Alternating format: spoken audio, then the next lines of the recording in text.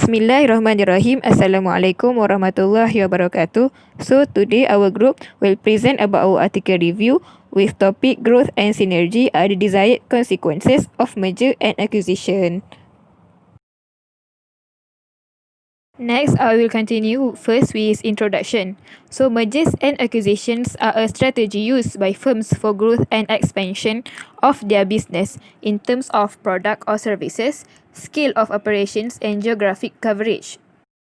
A merger is a combination of two corporations in which only one corporation survives and the merged corporation goes out of existence. While an acquisition occurs when one company takes a controlling ownership interest in another firm, a legal subsidiary of another firm, or selected asset of another firm such as a manufacturing facility. Most companies aim to get growth and synergies through mergers and acquisition. This is because the corporate growth through merger and acquisition has several advantages compared to other modes of growth, and by having synergy, a company can earn certain benefit as the one of streamlining of human capital resources. In general, the definition of growth in business terms is the focus on improving some measure of the advancement of the business. The driving factors of business growth is either by emphasizing the value of profitability of the business with higher product sales or services revenue and so forth. It is also important to note that the growth of companies nowadays is determined by the company which is able to generate significant positive cash flow. In this current global, many developed and developing companies practice merger and acquisition as a business tools in order to achieve growth. As a company which chooses not to expand will face failure in maintaining business and loss of available opportunities. There are two types of growth which are called organic growth and inorganic growth.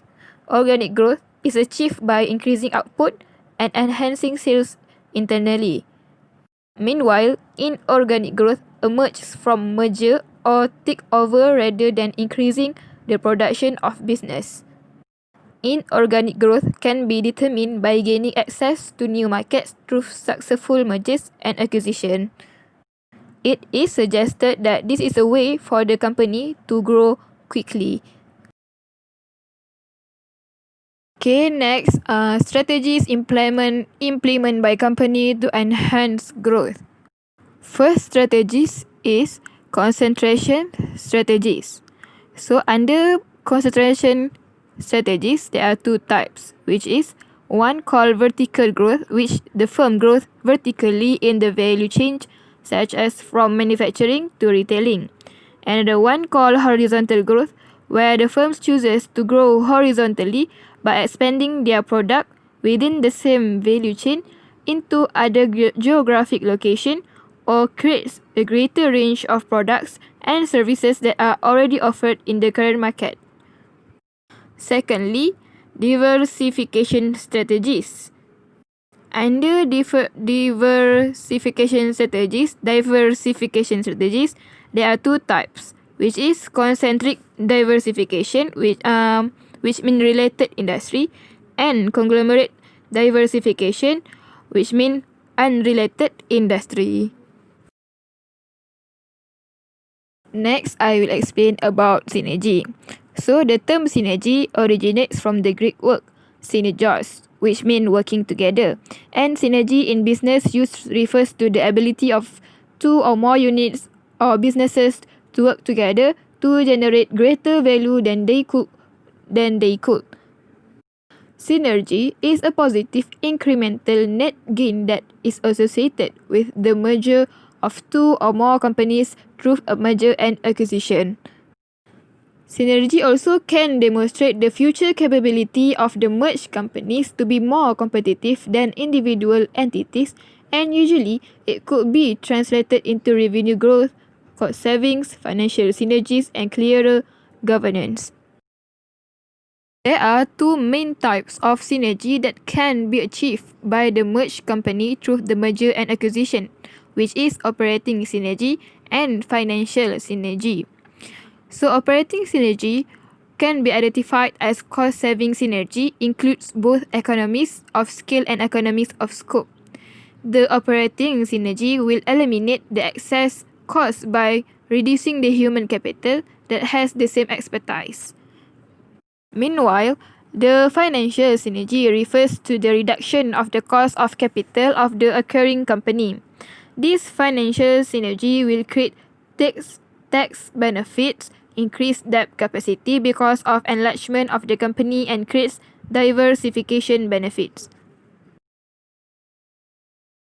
Next, the factor of success in merger and acquisition. So, success in merger and acquisition can create strategic fit.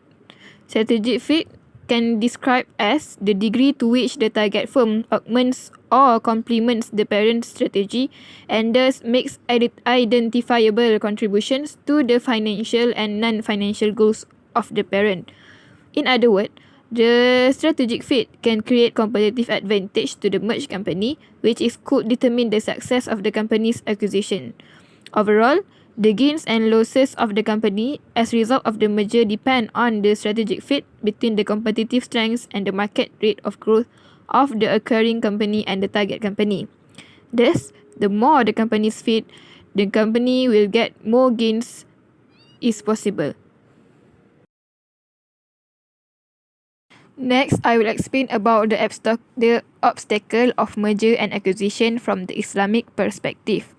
So, every company's main purpose of merger and acquisition are to create synergy with other companies and accelerate the growth of the business.